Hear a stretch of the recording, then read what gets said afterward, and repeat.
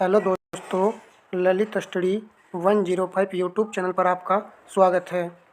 समीक्षा अधिकारी के लिए यह एक अच्छा प्रैक्टिस सेट रहने वाला है। इस प्रैक्टिस सेट में 29% जीएस के हैं और 5% करंट अफेयर के शामिल किए गए हैं।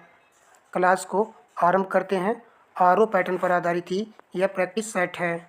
प्रश्न नंबर 1, निम्नलिखित पर्वत श्रृंखलाओं में से कौन सी हिमालय पर्वत श्रेणी में अवस्थित है? नीचे दिए गए कूट से सही उत्तर का चयन कीजिए। ऑप्शन ए चुनने वाले विद्यार्थियों का राइट आंसर हो जाएगा।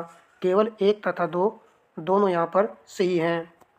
तो याद रखना है, चो ओहू पर्वत श्रृंखला और लैहोत्से ये दोनों ही हिमालय श्रेणी में अवस्थित है।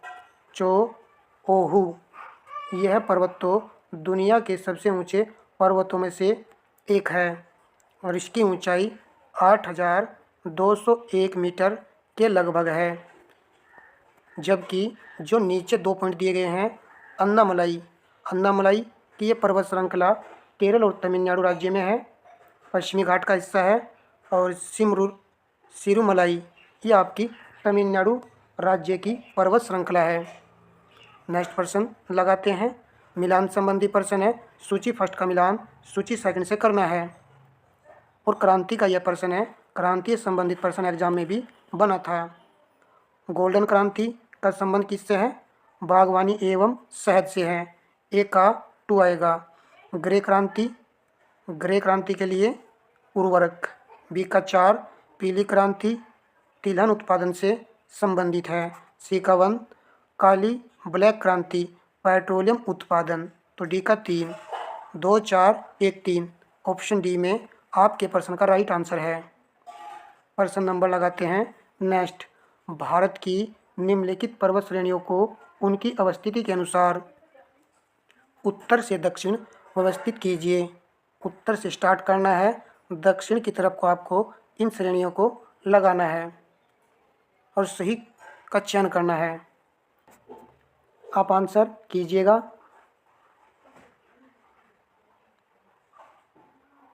सबसे पहले सबसे उत्तर में K2 आएगी। K2 के बाद में नंदा देवी, तो सी और डी को हटा दीजिए। उसके बाद में डोडा बेटा, फिर अन्ना मुड़ी। तो ऑप्शन बी चुनने वाले विद्यार्थियों का राइट आंसर होगा। देखिए थोड़ा ही डिफरेंस था ऑप्शन ए और डी में। बिल्कुल सटीक पता है तो आंसर लग जाता है। प्रश्न नंबर लगाएंगे।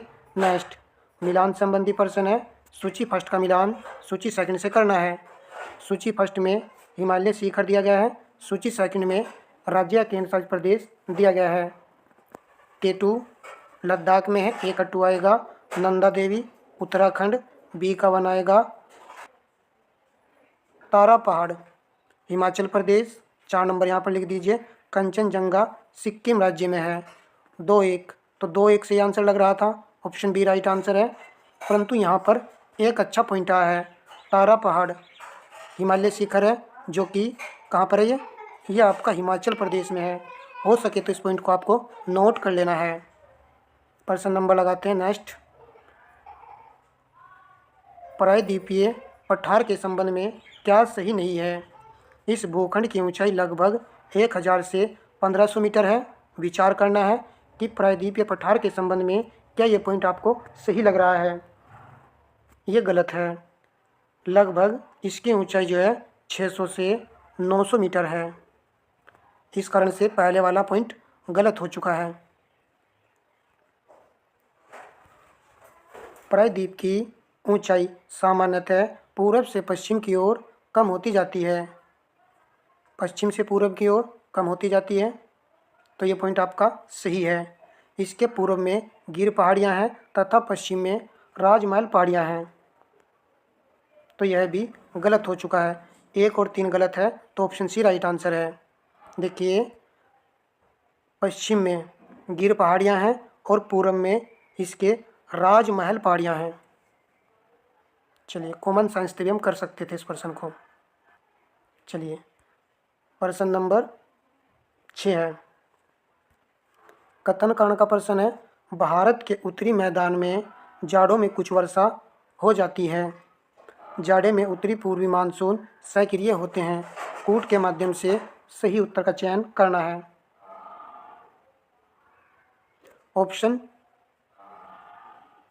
ऑप्शन बी चुनने वालों का राइट आंसर हो जाएगा। ए और आर दोनों सही है, परंतु आर ए की सही व्याख्या नहीं करता है। तो देखिए, भारत के उत्तरी मैदान में जाड़ों में कुछ वर्षा होती है और यह वर्षा गेहूं की फसल के लिए लाभदायक भी होती है। जाड़े में उत्तरी पूर्वी मानसून सक्रिय होते हैं। दोनों बातें सही है, परंतु सही स्पष्टीकरण व्याख्या नहीं कर रहा है। प्रश्न नंबर 7 है, यह भी कथन कर्ण का प्रश्न है। आरओ पैटर्न पर ये क्लास आपको देखने को मिलेगी। कथन: गंगा के मैदान में यदि कोई पश्चिम और उत्तर पश्चिम को चले तो मानसूनी वर्षा घटती हुई मिलेगी। तो उत्तर पश्चिम की ओर चलेंगे तो मानसूनी वर्षा घटती हुई आपको मिलेगी। गंगा के मैदान में कोई ज्यों ज्यों ऊपर को बढ़ता जाएगा, आर्द्रतारी मानसूनी पवन और ऊंची होती जाएगी। तो यहाँ पर आंसर होगा ऑप्शन ए। दोनों सही है, और ए की सही व्याख्या भी कर रहा है। ऐसे प्रश्न पर पकड़ बनाने के लिए प्रैक्टिस जरूरी है, तो इसको नोट कर सकते हो आप। चलिए प्रश्न नंबर लगाते हैं 8। निम्नलिखित कथनों में से कौन सा सही है? रामगंगा नदी कन्नौज के पास गंगा नदी में मिलती है। बेतवा नदी प्रयागराज के पास यमुना नदी में मिलती है। तो कूट से सही उत्तर का चयन करना है। यदि आपने ऑप्शन सी चुना है तो सही है, केवल यहाँ पर पहले वाला पॉइंट सही लिखा हुआ है। सेकंड पॉइंट, बेतवा नदी यमुना में मिलती है, परंतु कहाँ पर मिलती है, किसके पास मिलती है ये? तो आपको याद रखना है हमीरपुर हमीरपुर के पास यमुना नदी में मिल जाती है बेतवा नदी। प्रश्न नंबर लगाएंगे 9। कथन कारण का ही प्रश्न है। कथन: हिमालय से निकलने वाली सभी नदियाँ सतत वाहिनी है। घटना चक्र में ये प्रश्न दिया गया है। हिमालय अपनी वर्षा का अधिकांश दक्षिण पश्चिमी मानसून से प्राप्त करते हैं। तो प्रश्न नंबर 9 में आपको देखना है कि ऑप्शन ए आएगा या फिर ऑप्शन बी आएगा। तो यहाँ पर कथन भी सही है और कारण भी सही है, परंतु कथन जो है कारण की सही व्याख्या नहीं कर रहा है, यानी कि कारण जो है कथन की सही व्याख्या नहीं कर रहा है। ऑप्शन बी राइट आंसर होगा। प्रश्न नंबर नेक्स्ट है, कथन कारण का प्रश्न है। उड़ीसा तट भारत में सर्वाधिक चक्रवात प्रवण क्षेत्र है। तो उड़ीसा में सर्वाधिक चक्रवात आते हैं। तो पहले वाला कथन यहाँ पर सही लिखा हुआ है। महानदी डेल्टा क्षेत्र में भारी मात्रा में मैंग्रोव का निर्वनीकरण हुआ है। तो कूट से सही चुनना है। ऑप्शन बी राइट आंसर होगा। ए और आर दोनों सही है, और ए की सही व्याख्या नहीं कर रहा है। कारण जो है कथन की सही व्याख्या नहीं कर रहा है। चलिए प्रश्न नंबर लगाएंगे 11। मिलान संबंधी प्रश्न है। सूची फर्स्ट में घाटी है, सूची सेकंड में राज्य दिया गया है। मरखा घाटी, लद्दाख राज्य, ए का 3 आएगा। जुकू घाटी, नागालैंड, बी का 4 आएगा। 3 4 देख लीजिए, डी में है, तो डी आप सभी का राइट हो जाएगा। सांगला घाटी ये आपकी हिमाचल प्रदेश में है। योथांग घाटी सिक्किम राज्य में है। प्रश्न नंबर लगाते हैं 12। मिलान संबंधी प्रश्न है। सूची फर्स्ट का मिलान सूची सेकंड से करना है। मिलान के प्रश्न से हमारे कई प्रश्न तैयार होते हैं, कई पॉइंट हमको याद करने को मिल जाते हैं। अष्टमुदिकयल जो कि एक झील है, तो किस प्रकार की झील है ये? यह एक लेगून झील है। ए का 2 आएगा। ए का 2 ऑप्शन ए में है और ऑप्शन बी में है।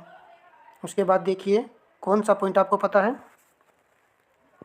डल झील तो जानते ही होंगे, अवशिष्ट है और मीठे पानी की यह झील है। सी का 1, तो ऑप्शन ए राइट आंसर हो जाएगा। उसके बाद में आपको यहाँ पर याद रखना है हिमायत सागर कृत्रिम मीठे पानी की यह झील है। असोगमो झील हिम नदी है ये। जो उचित लगे उस पॉइंट को नोट कर सकते हो। प्रश्न नंबर 13 है, भारत में वर्षा के बारे में निम्नलिखित कथनों में से कौन सा कथन सही है?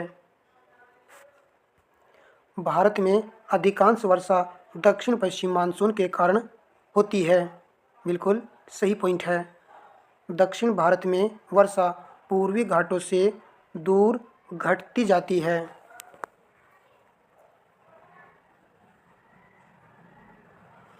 तो दोनों कथन यहाँ पर सही हैं। ऑप्शन सी चुनने वालों का राइट आंसर हो जाएगा।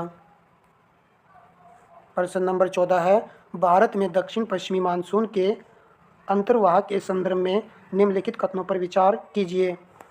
पंजाब एवं निकटवर्ती हिमालय के क्षेत्रों में अरब सागर की शाखा बंगाल की खाड़ी की शाखा में मिल जाती है। तो अरब सागर की शाखा बंगाल की खाड़ी की शाखा में मिल जाती है पंजाब एवं निकटवर्ती हिमालय क्षेत्रों में। फिर दूसरा पॉइंट देखिए, विराम अथवा शुष्क मौसम की अवधियां दक्षिण पश्चिमी मानसून की विशेषताएं नहीं है। कौन सा सही है यहाँ पर? क्या दोनों कथन सही है या फिर एक कथन आपको सही लग रहा है और एक गलत लग रहा है? तो 14 का आंसर होगा, देखिए पहले वाला कथन सही है, दूसरा गलत है। विराम अथवा सूक्ष्म मौसम की अवधियाँ दक्षिण पश्चिमी मानसून की विशेषताएं हैं, यहाँ पर नहीं लिखा हुआ था, ये गलत था। तो 14 का आंसर हो जाएगा ऑप्शन ए विकल्प, ए विकल्प हो जाएगा। और ये सेकंड वाला तो यहाँ पर गलत है, नहीं है, क्योंकि भारत में देखिए भारत में मानसून आरंभ होने के बाद आप देखते होंगे कि वर्षा जो है कभी कभी हफ्तों तक ही नहीं होती है, तो जिससे विराम अथवा सूक्ष्म मौसम दशाएं उत्पन्न होती हैं। चलिए प्रश्न नंबर लगाएंगे 15, मिलान संबंधी प्रश्न है। सूची फर्स्ट का मिलान सूची सेकंड से करना है। जो पॉइंट पता है पहले आप उसका मिलान कर लीजिएगा। उष्णकटिबंधीय सदाबहार वन प्रीवियस ईयर क्वेश्चन है, तो इसके लिए आएगा सह्याद्री, तो डी का 2 है, डी का 2 ऑप्शन डी में है और ऑप्शन ए में है। उसके बाद में अल्पाइन, हमने कई बार आपको करा भी है, अल्पाइन के लिए आएगा अरुणाचल प्रदेश, सी का 1 है, तो सी का 1 देखिए कहाँ पर है, ऑप्शन ए में है, ए हमारा आंसर हो जाएगा। अब आप अन्य पॉइंट भी लगा सकते हो। उष्णकटिबंधीय आर्द्र पर्णपाती तराई क्षेत्र और उष्णकटिबंधीय शुष्क पर्णपाती गंगा मैदान। तो उष्णकटिबंधीय शुष्क पर्णपाती वन जो है गंगा मैदान में देखने को मिलेंगे। इम्पोर्टेंट प्रश्न है। प्रश्न नंबर 16 है, कथन कारण का ही प्रश्न है। भारत में पश्चिमी घाट की तुलना में पूर्वी घाट में धान का उत्पादन अधिक होता है। कारण में क्या कहा गया है? भारत के पूर्वी तट पर पश्चिमी घाट की तुलना में अधिक वर्षा होती है। कूट के माध्यम से सही उत्तर का चयन करना है। तो ऑप्शन सी चुनने वालों का राइट होगा। कथन ए सही है, परंतु आर यहाँ पर गलत है। देखिए भारत के पूर्वी तट पर पश्चिमी तट की तुलना में अधिक वर्षा दिया गया है, अधिक नहीं होती है, कम वर्षा जो है होती है। और पहला पॉइंट तो आप जानते ही होंगे, भारत में पश्चिमी तट की तुलना में पूर्वी तट में धान का उत्पादन अधिक होता है। प्रश्न नंबर देखते हैं नेक्स्ट। फसल चक्र के संदर्भ में निम्नलिखित में से कौन सा कथन सही है? गहरी जड़ों वाली फसलों के बाद उसी तरह की फसलें उगाई जानी चाहिए। आपको विचार करना है कि सही है गलत है। फलीदार फसल के बाद बिना फली वाली फसल लेनी चाहिए। कूट के माध्यम से सही उत्तर चुनना है। कॉमन साइंस से भी इस प्रश्न को आप लगा सकते हो। तो ऑप्शन बी राइट आंसर है, केवल 2 सही है। देखिए गहरी जड़ों वाली फसलों के बाद उसी तरह की फसलें उगानी चाहिए, नहीं, अगर उसी तरह की फसलें उगाएंगे तो क्या होगा, भूमि की उर्वरकता कम हो जाएगी, तो ये गलत हो चुका है। और फलीदार फसल के बाद बिना फली वाली फसल लेनी चाहिए।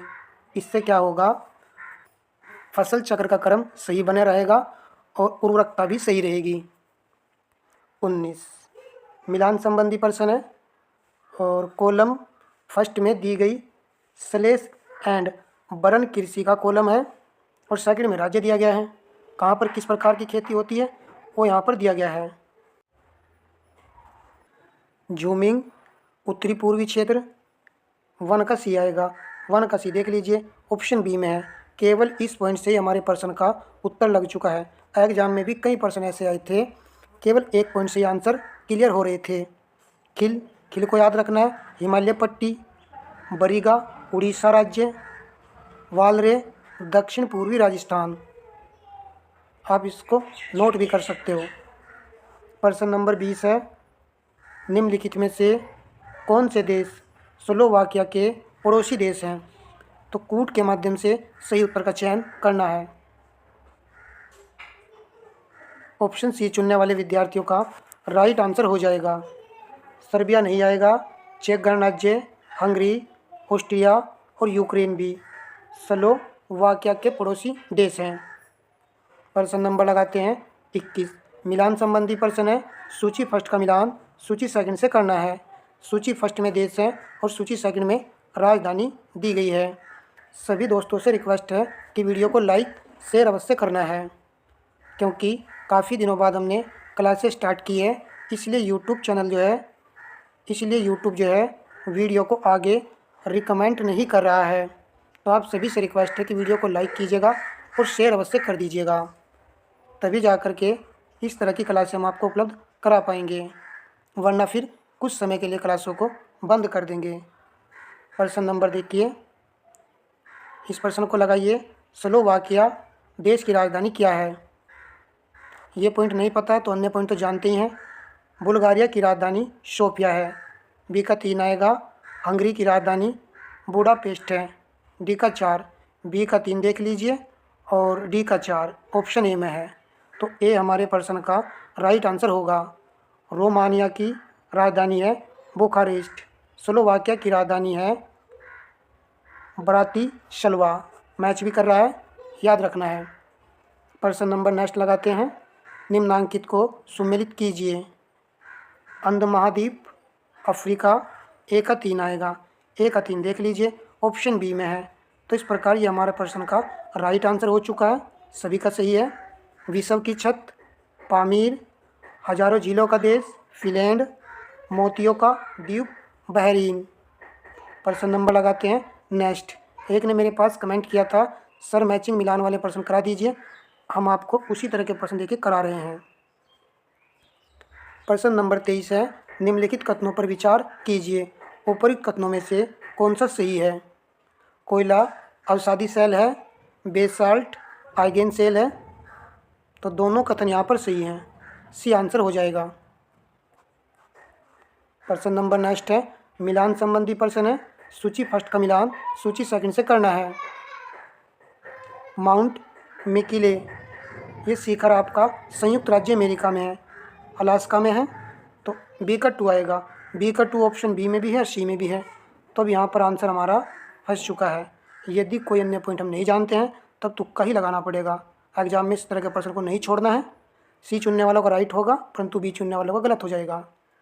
माउंट लोगन जो शिखर है ये कनाडा में है और माउंट कासी उसको ऑस्ट्रेलिया में है। स्क्रीनशॉट भी ले सकते हो, जो पॉइंट उचित लगे उसको नोट कर सकते हो। प्रश्न नंबर 25 है, निम्नलिखित कथनों पर विचार कीजिए। कथन कारण का प्रश्न है और कूट के माध्यम से सही उत्तर का चयन करना है। परिप्रशांत मेखला सुनामी का अति संवेदनशील क्षेत्र है। यह मेखला विवर्तनी की दृष्टि से अति सक्रिय क्षेत्र है और विश्व के प्रमुख भूकंपों का स्रोत है। ऑप्शन ए आएगा, ऑप्शन बी आएगा। तो ऑप्शन ए राइट आंसर है। इस तरह के प्रश्नों को ध्यान से बस देखना है भैया। ए और आर दोनों सही है और ए का स्पष्टीकरण है आर। प्रश्न नंबर नेक्स्ट है, निम्नलिखित नदियों पर विचार कीजिए।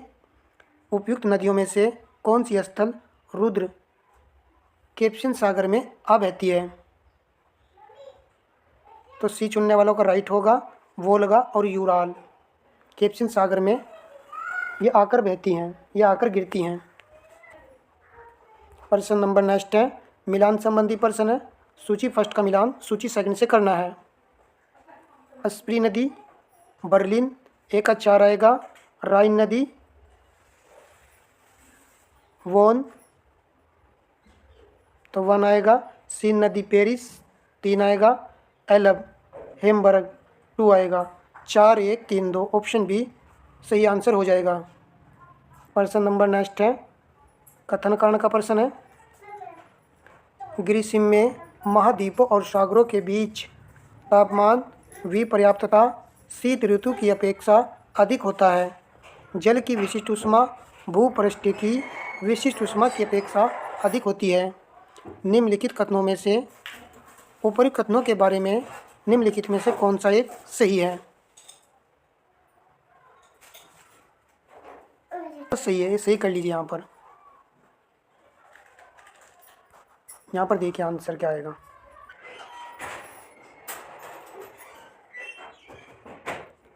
तो दोनों कथन यहाँ पर सही है, परंतु सही स्पष्टीकरण व्याख्या नहीं कर रहे हैं।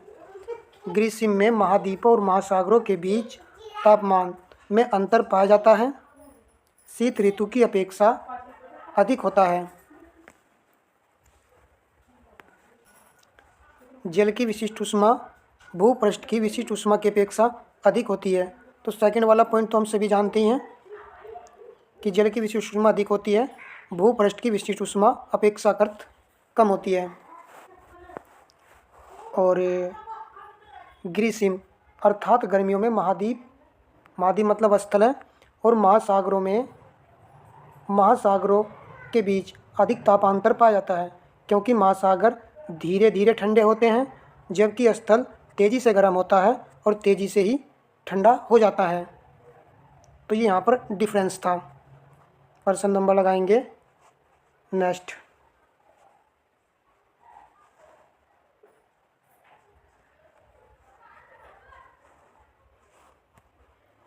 हाल ही के वर्षों में मानव गतिविधियों के कारण वायुमंडल में कार्बन डाइऑक्साइड की सांद्रता में बढ़ोतरी हुई है, किंतु उनमें से बहुत सी वायुमंडल के निचले भाग में नहीं रहती है, क्योंकि कथन का चयन कीजिए। सही कथन का चयन कीजिए। सही कथन का चयन कीजिए। यदि आपने बी चुना है तो सही है, क्योंकि समुद्र में पादप पलवन प्रकाश संश्लेषण कर लेते हैं, ये इसका कारण है। तो 29 प्रश्न हमने देख लिए हैं। नेक्स्ट क्लास में आगे के प्रश्नों को लगाएंगे। अब हम 5 प्रश्न जो है करंट अफेयर के देख लेते हैं।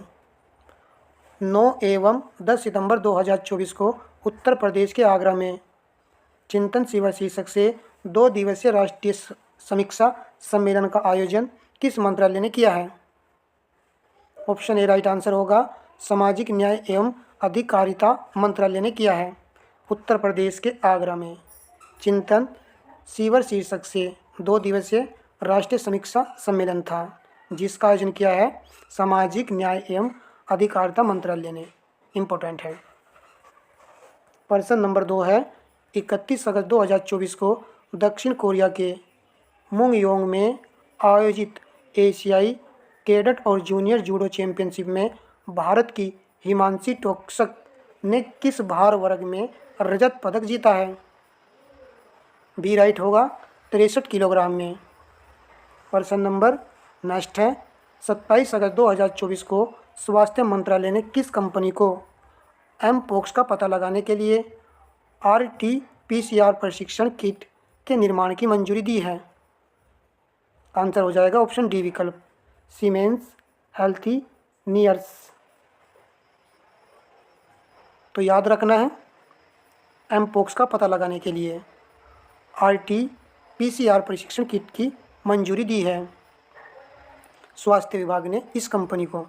प्रश्न नंबर 4 है, 27 अगस्त 2024 को कृषि और किसान कल्याण विभाग द्वारा जारी रिपोर्ट के अनुसार इस वर्ष खरीफ की फसलों की बुआई कितने लाख हेक्टेयर क्षेत्र में की गई है? सी राइट होगा, 1065 लाख हेक्टेयर। तो इम्पोर्टेंट रहेगा, 1065 लाख हेक्टेयर खरीफ फसलों की बुआई के लिए ये क्षेत्र है। प्रश्न नंबर 5 है, वीडियो का लास्ट और अंतिम प्रश्न है। सभी दोस्तों से रिक्वेस्ट है, इस सेशन पसंद आने पर वीडियो को लाइक शेयर करना है। और हमने आपको बताया वीडियो को शेयर तो करना ही है।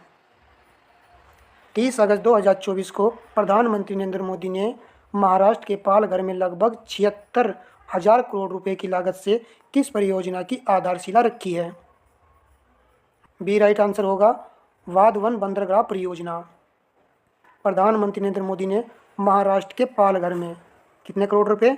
76,000 करोड़ रुपए की लागत से परियोजना रखी है, वाधवन बंदरगाह परियोजना। इंपॉर्टेंट रहेगा एग्जाम के लिए। तो इस क्लास में हमने 5 करंट के 29 जीएस के प्रश्नों को कवर किए हैं और ये ARO पैटर्न पर ही प्रैक्टिस सेट था। कैसा लगा आपको ये सेट? जरूर कमेंट बॉक्स में बताइएगा ताकि इसका नेक्स्ट पार्ट हम आपको उपलब्ध करा सके। देखिए अच्छे प्रश्न थे, बिल्कुल पैटर्न पर आधारित थे ARO की, और इसी तरह के प्रश्नों को तैयार भी करना है। तो नेक्स्ट क्लास में मिलेंगे। धन्यवाद दोस्तों।